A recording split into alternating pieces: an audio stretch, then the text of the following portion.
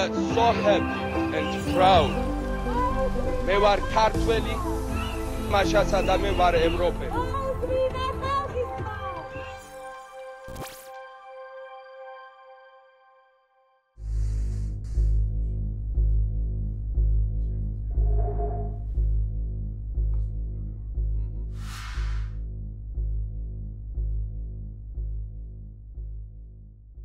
ყველა ისტორია, რაც ჩვენ შეგვიძლია რომ გადავხედოთ, გადააზრებული ბოლომდე იმ დონეზე, რომ ჩვენ უკეთესი სახელმწიფო გაგვეხადა, სამწუხაროდ არ მომხდარა რა. დევნილებს როგორც მოვეკეცით, არის ჩემთვის ყველაზე დრამატული ამბავი ამ თავგადასავალში რა, საქართველოს დამოუკიდებლობის ისტორიის.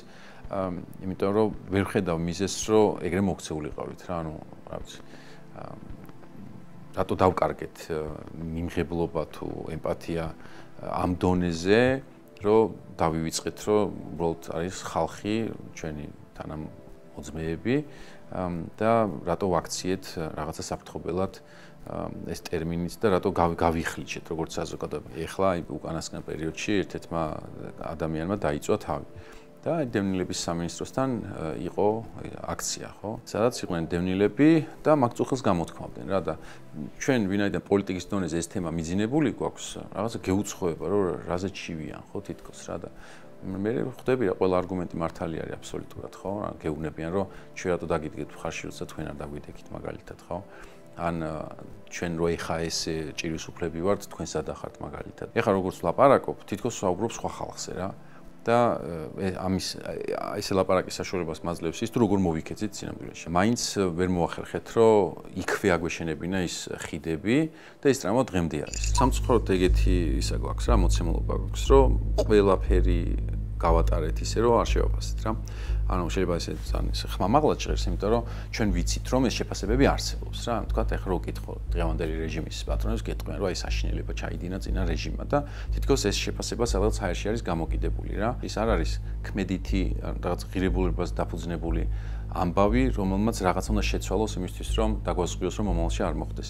აი ესეთი რა ვერ გადავიაზრეთ ამბავი არის გირგვლიანის მაგალითი რა, ჩემთვის რა, იმიტომ რომ შენ გაქვს შემთხვევა, როდესაც სახელმწიფოზე მომუშავე ხალხმა ძალაუფლება გამოიყენეს ბოროტად, რის შემდეგაც ადამიანი გარდაიცვალა და სახელმწიფომ რა ფუნქციაც უნდა გაეკეთებინა, ის არ გააკეთა. ჩვენებმა რადაც უნდა გამოვიტანეთ როგორც საზოგადოებამ, რომ ეს კაცი არის ცუდი.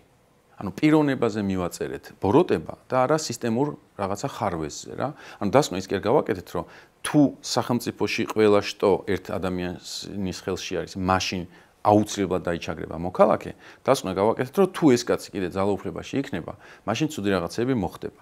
შედეგად რა მივიღეთ, რომ როდესაც კონსოლიდაცია დაიწყო ანალოგიური სახელმწიფომ, როდესაც ყველა შტოს მიტაცება დაიწყო, გავატარეთ, ანუ ეგ პრობლემად არ ჩავთვალეთ საერთოდ. სასამართლო წავიდა, პროკურატურა წავიდა, სახალხო დამცველი მიყვა, პარლამენტი, აღარ არსებობს შტო, რომელიც შენ დაგიცავს და უცებ მივიღებთ დეკემბრის აქციის დარბევებს, სადაც ადამიანები აწამეს და კაციშვილი ხმის ამომღები აღარ იყო საქართველოში, ხო? ანუ ის ინსტიტუციურ დონეზე ვამბობ. მე რომელიც იტყოდა, რომ ერთ წამს ამას თავი დანებით. ერთი მოსამართლე რო ყოფილიყო, რომელიც იტყოდა, რაც ეხლა ამერიკაში ხდება მაგალითად, რომ ტრამპი რაღაც აკეთებს და მოსამართლე აჩერებს მის გადაწყვეტილებას, იმიტომ რომ კონსტიტუციაში ესე არ წერია, ხო?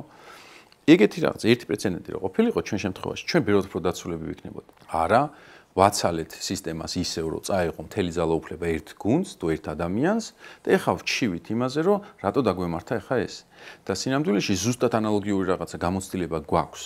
არაერთხელ საბჭოთა გამოცდილებიდან მოვდივარ, ჩვენ იქ ხო ნანახი გვაქვს, მაქედან რო დაიწყო. მაგრამ მაინც ვერ ვახერხებთ, რომ ზოგადი დასკვნა გამოვიტანოთ და გონია, რომ პიროვნებებში არის პრობლემა რა. საბჭოთა კავშირი არ გვაქვს გამოძიებული საერთოდ. თავის ყველას იცნობს, ეხლა წიგს მე ვერ დავწერ, იმიტომ რომ იქ იმის ბიძაშვილი იქნება, დაუცადოთ გარდაიცვალოს და მერე დავწერ. შეიძლება პატარა საზოგადოება ვართ მაგის გამოც რა. შეიძლება უბრალოდ გარყვნილები ვართ ტვინში, ხშირად იყენებენ ხოლმე აი ნიურნბერგის პროცესს, ხო? თქვათ გერმანას რო ეგ შეკითხვა დაუსვათ, მაგათი ისტორია არის, რომ გაატარეს, როდესაც ადოლფ ჰიტლერმა პირველად თქვა, რომ მოდი რაღაც ხომარ დავიპყროთ სამყარო რა და ვიღაცამ თქვეს რომ გიჟია და ადმინისტრაციის ყურადღება. მაგრამ აი 45 წლის მერე გერმანული საზოგადოება არის ზუსტად მაგაზე ორიენტირებული, რომ არაფერი არ გავატაროთ რა უბრალოდ რა. გამოიკვლიათ, დაწერა არქივები, გაასაჯაროა, ფილმები გადაიღო, წიგნები დაწერა, ჰანა არენტი ყავდათ, მოკლედ ტოტალიტარიზმი შეჭამეს, ისე იციან, უნივერსიტეტში კურსები გახსნეს და თქვეს რომ ეს არასდროს არ მოხდება. მაგალითად აიღეს საკონცენტრაციო ბანაკები და გახადეს ღირსშესანიშნაობა, ხო, სადაც ჩადიან ბავშვები და თავის თვალით უყურებენ, რას ნიშნავს დაინახო, შოკი, როცა ხედავ ბავშვის ფეხსაცმელების გორას, ხო, როცა ერთმანეთზე ყრია. მათ თქვეს, რომ ჩვენი საზოგადოება არასდროს აღარ დახუჭავს არაფერზე თვალს. საიდან იცით, რომ ესეთი საზოგადოება შედგა? გერმანიის ერთ-ერთი რაღაც ეკონომიკის მინისტრი თუ რაღაც მაგრანგის კაცი იყო, ძალიან პოპულარული, რომელიც ირანში ჩავიდა ვიზიტის დროს და რაღაცა წამოიღო ხალიჩა, რომელიც არ განაბაჟა. და ამის გამო გადადგა. ოღონდ უდიდესი სკანდალის შემდეგ გადადგა რა, ეს რა გააკეთა და მოკლედ კაცი რომელსაც დიდი კარიერა ჰქონდა, წავიდა პოლიტიკიდან საერთოდ რა. თორე გერმანელმა იცის მიზეზ შედაგობრიობა რა. დაიწყებ არ გაბაჟებას იმისი ხალიჩის, მერე უცებ პარტიის ფულით აღმოჩნდება თუ სახელმწიფოს ბიუჯეტის ფულით აღმოჩნდება რომ შვილს წაიყვან, მერე აღმოჩნდება რომ შვილს რო წაიყვან, იქ შვილის მაგაცებს წაიყვან. აი და რა მოხდა? იმიტომ რომ ჩვენთვის ტყე არაფერი აღარ მოხდა რა, ანუ ადამიანმა ტყე აჩუქა თავის მეუღლეს და არაფერი არ მოხდა რა, ანუ არ შევიტყეთ საერთოდ ქართველებმა, არ შევიმჩნიეთ რომ ესეთი რაღაცა მოხდა. ხო, ანუ კორუფციის რამდენი რაღაც გვესმის ხოლმე და უბრალოდ არ ვიმჩნევთ. მამარდაშვილი არის ეგ კაცი, რომელიც რო კითხულობ, არის შანსი რომ დიაგნოზი გაიგო. ხო და მამარდაშვილი რას ამბობს რა, რომ ჩვენ გვაქვს რაღაცნაირი კოდი, რომელიც გვაიძულებს რომ ბოროტებას გავუგოთ მაგალითად რა. შენ რას იზამდი, ესეთი წინადადება რა, რომელიც თითქოს შენც იგივე სიტუაციაში გაგდებს და გეუბნები რომ შენც იგივენაირად გარყვნილი ხარ რა. შენ რომ მინისტრი იყო რა, არა შენ ბიძაშვილს არ დანიშნავდი სადღაც, ან პრემიას არ გამოიწერდი ექსმაქს ან რაღაცას და შენ რომ ამ დიალოგში შედიხარ, თითქოს თავი უნდა დააქნიო რომ ხო მეც მაგას ვიზამდი. იმის მაგივით რომ აღუდგე ამას და თქვა რომ არა, მე ამას არ ვიზამდი, რა, პრინციპია რომ მაგას არ გავაკეთებ. აი ჩვენი კულტურული მომენტი არის ეს, რომ მოდი გავიგოთ, რატო აკეთებს ამას. რატო უნდა გავუგო ბოროტებას საერთოდ რა? ანუ დასავლური ამბავი არის ბოროტებასთან დაპირისპირების ისტორია, მათი მთელი ეპიკური ნაწარმოები და ჩვენი სხვადასხვა რა, ვეფხისტყაოსანი ეგ არის რა. ბოროტის კრიტიკა შეიძლება მხოლოდ სიკეთის პერსპექტივიდან რა. ანუ ბოროტს გააკრიტიკებს მარტო იმ პერსპექტივიდან, რომ იმას არ იყო საკმარისი ჭკუა, რომ უფრო ბოროტი ყოფილიყო რა, იმიტომ რომ ერთ ხაზზე არიან რა. ძალიან მნიშვნელოვანი შანსი არის, რომ ისაც რაზეც ვილაპარაკეთ, რომ აი დიდი გადააზრება არ მოხდა, ეხლა გადააზრება მოხდეს რა, იმიტომ რომ ყველა ცუდი ტიპები ვინც ყოლია, ხო? საკუთარ თავს ავლენენ აწმოში, ყველა იმ ბინძური ფორმით, რა ფორმაც ჩვენ წაკითხული გქონია რა.